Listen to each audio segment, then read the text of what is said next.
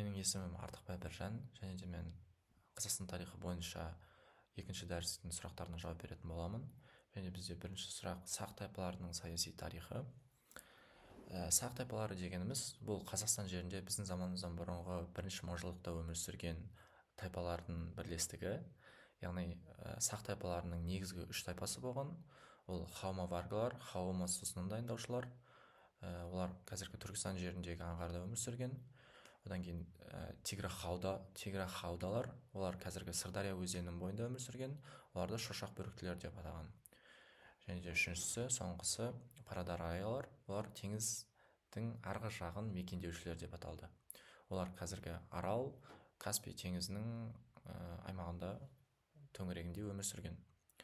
Сақтардың алғашқы атаулары кездескен деректер ол грек деректерінде, яғни сол дәуірдегі антикалық ойшылдардың жазбаларында кездеседі. Олардың негізгісінің бірі Геродот жазбаларында азиялық скифтер ретінде кездеседі. Келесі парсылар жазбаларында сақтар ретінде, және де ахеменидтердің жазбаларында, Бехистанның сына жазуларында сақтар жайлы ақпараттар жазылған. Саяси жағдайларына келетін болсақ, сақтарға бірінші Парсы патшасы Кир жорық жасаған болатын, және де бұл жорықты тоқтатқан сақтардың патшайымы Томирис болды. Бұл Кирдан кейін бірінші Дарий жорық жасаған болатын, және де бұл жорықта сақтар қарсы тұра алғанымен сақтардың кішігірім тайпаларын өзіне бағындыра алған болатын. Және де үшінші жорық жасаған адам ол біздің заманымыздан бұрынғы 4-ші ғасырда болған Александр Македонский. Ол осы сақтарға үлкен жорықтар жасады, және де оған үлкен қарсыластық көрсете алған ол Спитамен көтерілісі. Осы көтерілістің арқасында, Сырдария бойында болған Спитамен көтерілісі, бұл көтерілістің арқасында көптеген шайқастарды жеңе алды сақтар. Бірақ нәтижесінде Александр Македонский жеңіске жетті. Бірақ сонда да сақтар өздерінің жауынгер халық екенін көрсете алды. Екінші сұрақ бізде сақтардың пайда болуы туралы аңыздар. Сақтар туралы өте көптеген аңыздар кездеседі, және де олардың бірден бірі деректерінің бірі ол сақтардың өздерінің наным сенімдері. Яғни олар негізінен табиғатқа жақын болған, және де олар өздерінің аспан мен жер арасындағы жаратылған адам ретінде қабылдаған. Бұл бір деректер. Және де кейбір деректерде сақтарды түркілердің ата-бабалары ретінде қарастырады.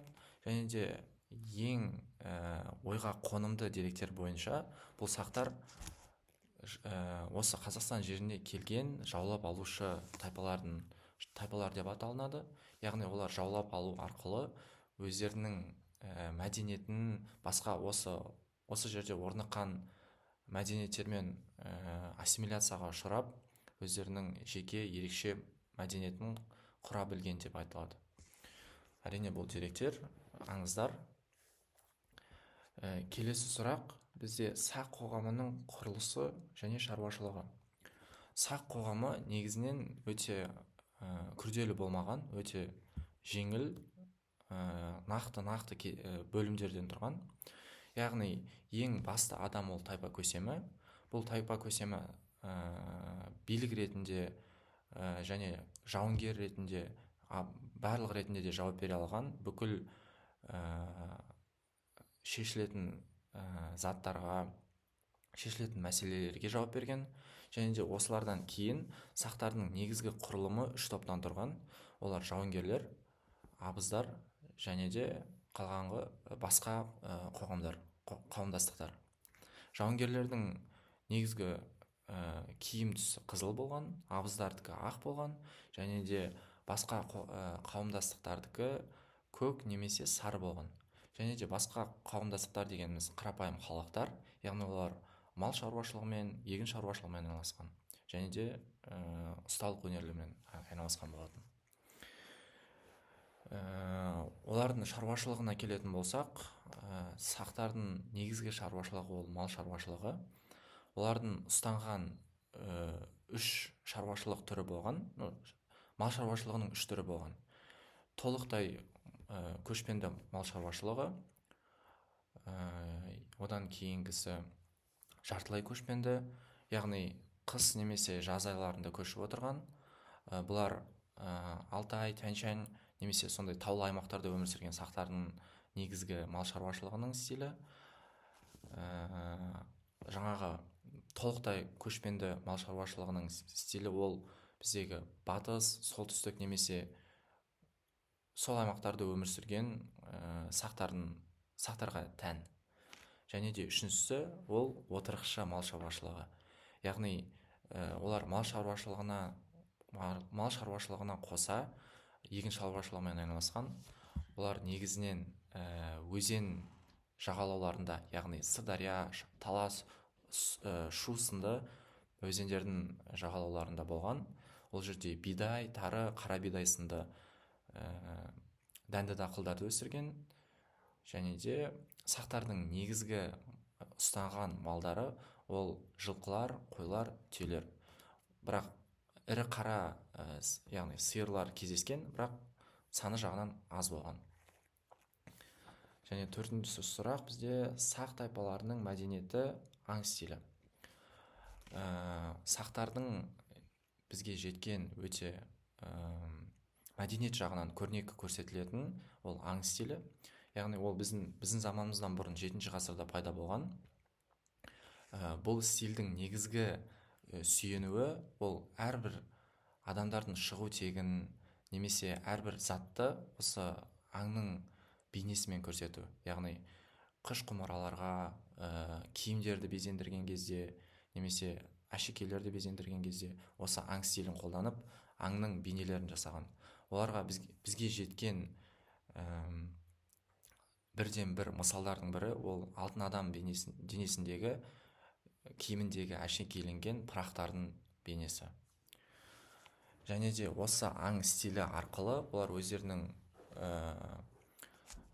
рулық нелерін көрсетіп отырған. Яғни айта кететін болсақ, әрбір рудың өзінің негізгі көрсете алатын аңдарының бойтұмарлары немесе сондай тұмарлар болған. Аң стилінен бөлек, аң стилі біздің заманымыздан бұрынғы 3-2 ғасырларда өзінің шынайылығын жоғалта бастайды. Және де осыдан кейін ою-өрнек кескіндер қолданысқа көбірек келеді. Және де бұдан басқа, аң стилінен басқа, оларда темір өндіру және де олардың өздерінің наным сенімдері бойынша мәдениеті өте жоғары болған.